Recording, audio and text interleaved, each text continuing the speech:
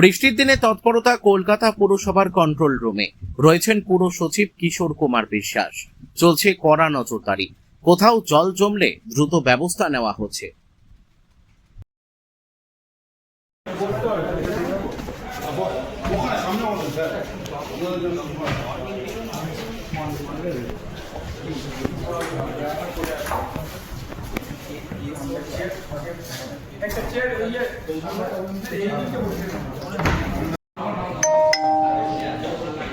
sir এদিক ঘুরে sir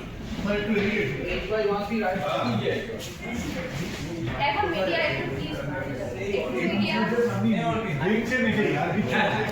দেখছেন মিডিয়া কাছে মিডিয়া